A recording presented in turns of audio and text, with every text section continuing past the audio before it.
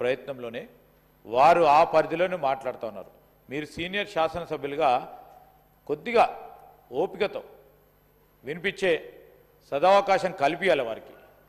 మీరు ఈరోజు వారిని పట్టుకొని మొదటిసారి వచ్చిండ్రు, సాంప్రదాయాలు తెలియదంటే సరికాదు గౌరవ శాసనసభ్యులు, ఎందుకంటే వారు కూడా సీనియర్ శాసనసభ్యులు.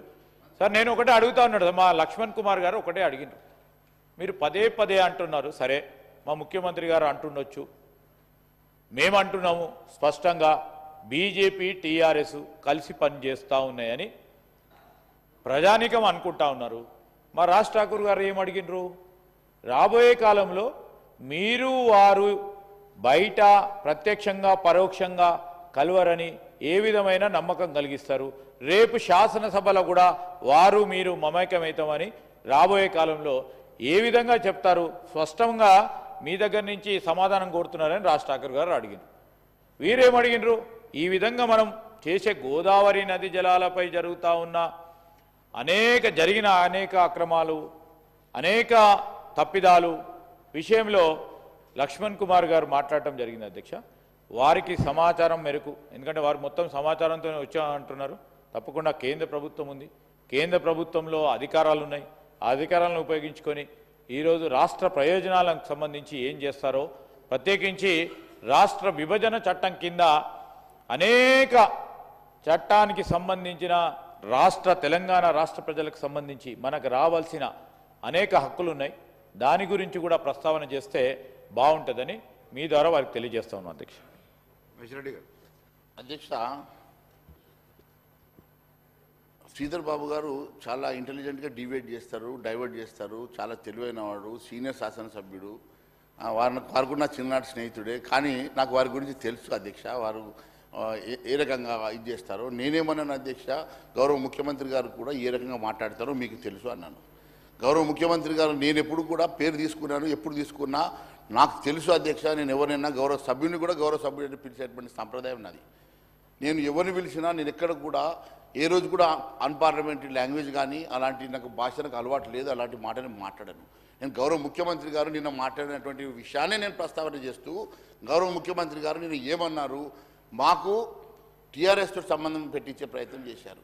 మీరు ముందు చెప్పండి, మీరు టీఆర్ఎస్ కలవరని చెప్పేసి, మీకు టీఆర్ఎస్కి ఫర్దర్గా ఏ రోజు కూడా లోపాయకార ఒప్పందం ఉండదని చెప్పి రేపు పార్లమెంట్లో మీరు వారు కలవరా, లేకుంటే భవిష్యత్తులో కూడా ఎప్పటికీ కలవరా మీరు చెప్పండి, లేక వారి సభ్యుల్ని మీరు తీసుకోరా మీరు చెప్పాలా.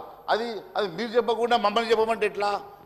మీరు ఈరోజు అధికారంలో ఉన్నారు, మీరు అధికారంలో ఉన్నారు, రేపు అవసరమైతే అలయన్స్ అయ్యేది మీరు, గతంలో అలయన్స్ అయినటువంటి చరిత్ర మీకున్నది. కానీ మీరు చెప్పకుండా ఈ రకంగా మీరు మమ్మల్ని తప్పుదో పట్టించడం ఇది మంచిది కాదని చెప్పి నేను తెలియజేసుకుంటూ, గౌరవ ముఖ్యమంత్రి గారు నేను అన్న మాట నేను మళ్ళీ ఒకసారి ప్రస్తావన చేస్తున్నాను అధ్యక్ష. గౌరవ ముఖ్యమంత్రి గారు కేవలం మేము పిక్నిక్కి రాలేదని చెప్పేసి మాకు అంటగట్టే ప్రయత్నం చేశారు కదా అధ్యక్ష. నేను ఒకటే అడుగుతా ఉన్నాను ఉన్న లక్ష్మణ్ భాయ్ కూర్చోండి. నేను ఒకటే, లెట్ మీ కంప్లీట్. మీరు నిన్న వెళ్ళి పోయొచ్చిన తర్వాత మీ వెంట మేము రాలేదంటే, మీ వెంట వస్తేనేమో మేము మంచి వాళ్ళము, లేకుంటే మేము వెంట రాకుంటే మేము ఇదైతామా? ఆల్రెడీ గౌరవ శాసనసభ్యులుగా ఉన్నటువంటి ఆ రోజు ఈటల రాజేందర్ గారు, కేంద్ర మంత్రిగా ఉన్నటువంటి మా రాష్ట్ర అధ్యక్షుడు కిషన్ రెడ్డి గారు, లక్ష్మణ్ గారు, మరి వారందరూ ఆ రోజు ఉన్నటువంటి ఎమ్మెల్యే రఘునందన్ రావు గారు అందరూ కలిసి వెళ్ళొచ్చిన తర్వాతనే ఇవన్నీ పగుల గురించి బయట పెడితే, ఆ రోజు స్వయాన ఆ రోజు పిసిసి అధ్యక్షుడుగా ఉన్నటువంటి రేవంత్ రెడ్డి గారు ఒక స్టేట్మెంట్ కూడా ఇచ్చారు అధ్యక్ష. ఏమని ఇచ్చిందంటే, నేను పూర్తిగా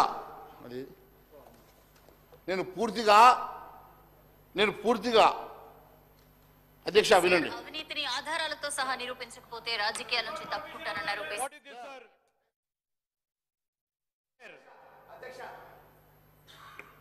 Sir, without the permission of the chair and the house, nobody can display or try to put audio recordings in the house.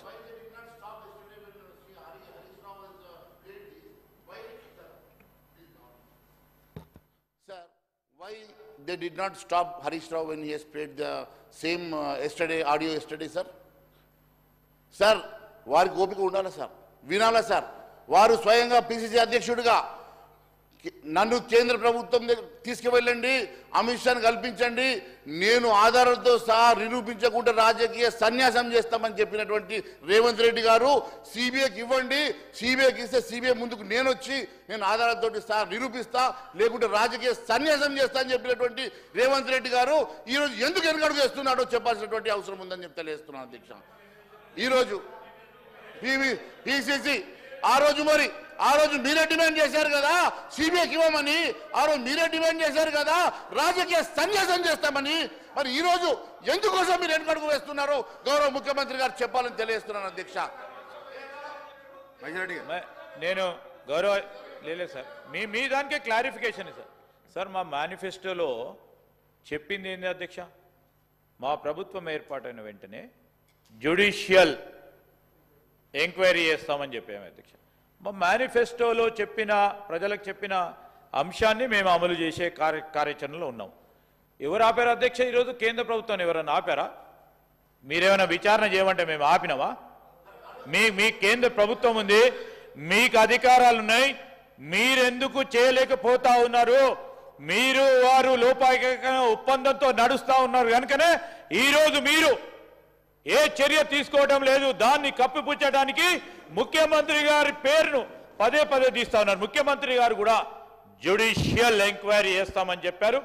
Judicial enquiry గురించి ఈరోజు హైకోర్టుని కూడా అనుమతి కోరుతూ హైకోర్టు నుంచి సిట్టింగ్ జడ్జికి నీ ఇవ్వమని వారు కోరడం జరిగింది. నేను సోదరులు మా మహేశ్వర్ రెడ్డి గారు నీ కోరుతా ఉన్నా, ఈరోజు మీ